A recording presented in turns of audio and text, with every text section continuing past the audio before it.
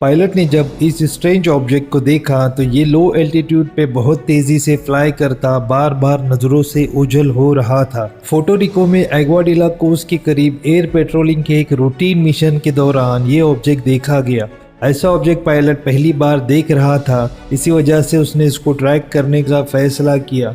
इस काम के लिए एयरक्राफ्ट पर लगे थर्मल कैमरा ऑन कर दिए गए। दोस्तों, इसमें साफ साफ देखा जा सकता है कि ये कोई रग्बी बॉल की शक्ल जैसा कोई मेटेलिक ऑब्जेक्ट है जो एयरपोर्ट के ऊपर फ्लाई कर रहा है। अभी पायलट ने इसको ट्रैक ही किया था कि अचानक इसने एक अनोखा करतब करके दिखाया। ये समंदर की तरफ गया और चंद सेकंड के लिए पानी के अंदर चला गया। बाहर निकलने के बाद 4 मिनट तक दोबारा इसको थर्मल कैमरा ट्रैक करता रहा, लेकिन इसके बाद जो हुआ उसने पायलट और तमाम पेट्रोलिंग क्रू के होश ही उड़ा दिए। ये 2 हिस्सों में स्प्लिट हुआ और फिर आंखों से ओझल हो गया। उसके बाद ना इसको थर्मल इमेजिंग कैमरा पकड़ सका और ना ही पेट्रोलिंग क्रू। ये क्या चीज़ थी, कहां से आई और आखिर आंखों के सामने से गायब कैसे हो गई। इस वीडियो की खास बात यह है कि ये एक नेवी प्लेन पर लगे लाखों डॉलर के थर्मल कैमरे से रिकॉर्ड की गई है। यूएस गवर्नमेंट ने इस वीडियो की फॉरेंसिक जांच करने का फैसला किया।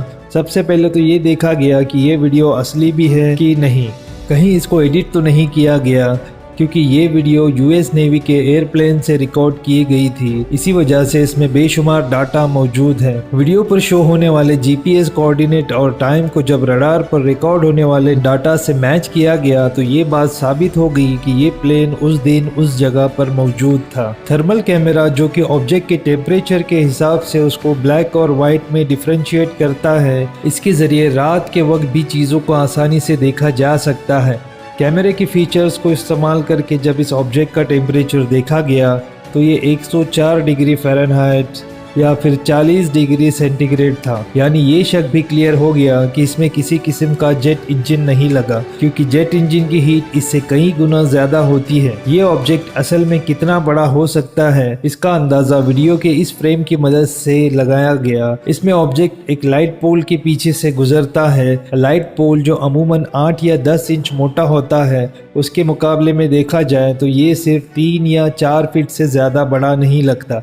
इतना छोटा ऑब्जेक्ट, क्या ये कोई बलून तो नहीं है? एक्सपर्ट का कहना है कि इस दिन हवा की स्पीड 30 किलोमीटर पर आवर थी और ये ऑब्जेक्ट विंड के अगेंस्ट फ्लाई कर रहा था, जो कि किसी बलून के लिए करना तो इम्पॉसिबल है। इस ऑब्जेक्ट का पानी में जाकर वापस निकलना, 2 हिस्सों में डिवाइड हो जाना और फिर देखते ही देखते इसका गायब हो जाना इस बात की निशानी है कि ये कोई मामूली चीज़ तो नहीं है। गवर्नमेंट ऑफिशियल्स की इन्वेस्टिगेशन के बाद ये नतीजा निकाला गया कि ये कोई अनआइडेंटिफाइंग फ्लाइंग ऑब्जेक्ट यानी यूएफओ है। क्या यूएफओ वाकई में एग्जिस्ट करते हैं? इस सीधे साधे सवाल का जवाब भी सीधा साधा ही है। जी हाँ, यूएफओ एग्जिस्ट करते हैं।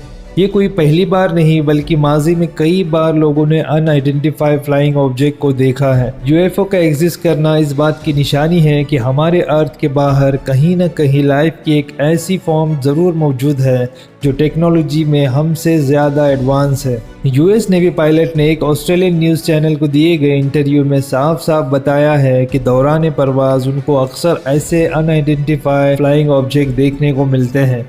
उनकी स्पीड इतनी तेज़ होती है कि जिससे फाइटर जेट भी मुकाबला नहीं कर सकते। एक पायलट का कहना था कि ये ऑब्जेक्ट 20,000 किलोमीटर पर आवर से भी ज़्यादा तेज़ फ्लाई कर सकते हैं, जबकि दुनिया का सबसे तेज़ उड़ने वाला प्लेन X-15 है जो मैक्सिमम 7,300 किलोमीटर पर आवर की स्पीड तक पहुंच सकता है। अभी जो वीडियो आपने देखी उसके हिट सिग्नेचर में यूएफओ का टेम्परेचर सिर्फ 104 डिग्री नोट किया गया। आज तक हम ऐसी कोई टेक्नोलॉजी इजाद नहीं कर पाए जो फ्लाई भी करे और वो भी बगैर हीट के।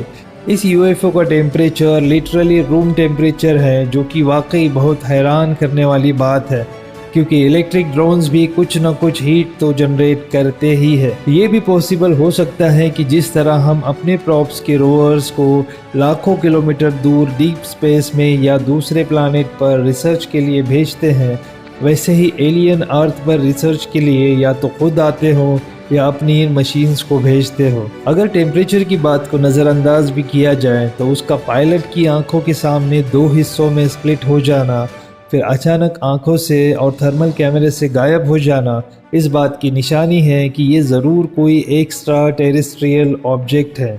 आपको ये भी बताते चले कि यूएफओ को स्प्लिट होते सिर्फ एक बार ही नहीं देखा गया। 4 जुलाई 2015 को अमेरिकन इंडिपेंडेंस के मौके पर एक शख्स अपने कोर्टयार्ड में बैठकर फैमिली के साथ बारबेक्यू एंजॉय कर रहा था। क्योंकि इंडिपेंडेंस के मौके पर फायरवर्क्स का होना एक बहुत ही कॉमन बात है, इसी वजह से उसकी नज़रें भी सिर्फ आसमान पर टिकी थी।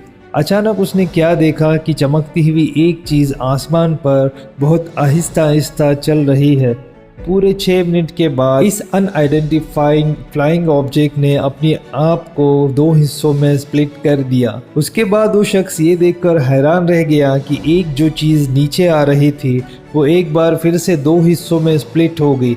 ऑब्जेक्ट जो 8 मिनटों के अंदर अंदर 3 हिस्सों में बटा था, उसके बाद वो शख्स की आंखों से हमेशा हमेशा के लिए ओझल हो गया। वो ये वीडियो को लेकर करीबी मिलिट्री बेस और वेदर डिपार्टमेंट भी गया, लेकिन किसी के पास इस ऑब्जेक्ट के बारे में कोई इन्फॉर्मेशन नहीं थी। ये वीडियो जब फॉरेंसिक्स एक्सपर्ट्स के हाथ लगी तो उन्होंने इसकी जांच की। वीडियो में किसी किस्म की भी एडिटिंग नहीं साबित हो सकी। इस वीडियो में देखने वाले ऑब्जेक्ट को मुख्तलिफ चीज़ों से भी जोड़ा गया, जैसे कि परिंदा, ड्रोन या फिर कोई हवाई जहाज़। लेकिन एक्सपर्ट का कहना है कि यूएस में रेगुलेशन की वजह से ड्रोन्स इतनी हाइट तक फ्लाई नहीं कर सकते और ना ही प्लेन की बॉडी में लाइट रिफ्लेक्टिंग मटेरियल लगाने की परमिशन होती है। ये कोई मीटियोराइट भी नहीं है, क्योंकि ये काफ़ी देर तक आसमान में एक ही पोजीशन में नज़र आता रहा, जबकि मीटियोराइट 1 सेकेंड के अंदर अंदर आंखों के सामने से गुजर जाते हैं। अगर ये ऑब्जेक्ट इनमें से कुछ भी नहीं है तो इसमें अनआइडेंटिफाइंग फ्लाइंग ऑब्जेक्ट कहना बिल्कुल भी गलत नहीं है। यूएफओ और एलियंस का टॉपिक हमेशा से ही ज़ेर बहस रहा है। पहले तो इसे सिर्फ साइंस फिक्शन की हद तक ही रखा जाता था, लेकिन अब पहली बार यूएस गवर्नमेंट ने ऑफिशियली इस बात का इकरार किया है कि यूएफओ एग्जिस्ट करते हैं। पेंटागन से रिलीज होने वाली दूसरी यूएफओ वीडियो भी मिलिट्री प्लेन पर लगे थर्मल कैमरा से रिकॉर्ड की गई थी। जिस पायलट ने इसको ट्रैक किया था उसका कहना है कि ये ऑब्जेक्ट फिजिक्स की बेसिक्स लॉ के खिलाफ काम कर रहा है। ये राउंड शेप का ऑब्जेक्ट दूसरों के मुकाबले काफ़ी ऊंचाई पर था और ये 120 नॉट विंड स्पीड के खिलाफ जा रहा था। उसने दौरान परवाज़ कई बार अपनी पोजीशन भी बदली, कभी वो टिल्ट हो जाता तो कभी वो रोटेट करने लगता। इन्वेस्टिगेशन और वीडियो फॉरेंसिक के दौरान एक्सपर्ट्स इस ऑब्जेक्ट को किसी भी ऐसी चीज़ से नहीं जोड़ सके जो अर्थ पर पाई जाती है। इसी वजह से इसको भी यूएफओ डिक्लेयर कर दिया गया।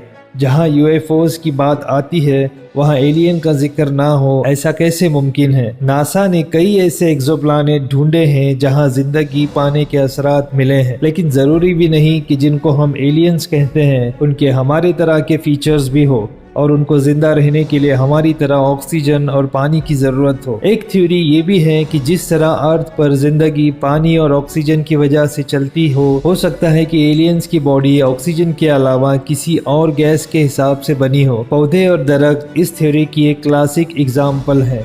इन्हें जिंदा रहने के लिए पानी और ऑक्सीजन के साथ साथ कार्बन डाइऑक्साइड की भी ज़रूरत होती है। वो कार्बन डाइऑक्साइड जो हम इंसानों के लिए एक खतरनाक गैस है। प्लांट्स कार्बन डाइऑक्साइड को सूरज की रोशनी की मदद से कार्बोहाइड्रेट यानी एनर्जी में कन्वर्ट करते हैं। अब जब हमारे सामने ही प्लानेट की एक क्लासिक एग्जाम्पल मौजूद है तो क्या ऐसा मुमकिन नहीं हो सकता कि किसी ऐसे प्लानेट पर जो हमारी नज़र में तो ज़िंदगी के काबिल नहीं है, लेकिन असल में वहाँ का अपना ही इकोसिस्टम हो जिसमें तरह तरह की मखलूक बसती हो। आपकी इस बारे में क्या राय है मुझे कमेंट सेक्शन में ज़रूर बताइएगा। उम्मीद है इन्फोलेस टीवी की ये वीडियो भी आप सभी को काफ़ी पसंद आएगी। ऐसे ही और वीडियोस के लिए हमारे चैनल्स को सब्सक्राइब करना ना भूलें। मिलते हैं ऐसे ही अगली शानदार वीडियो में, तब तक के लिए आप सबका बहुत बहुत शुक्रिया।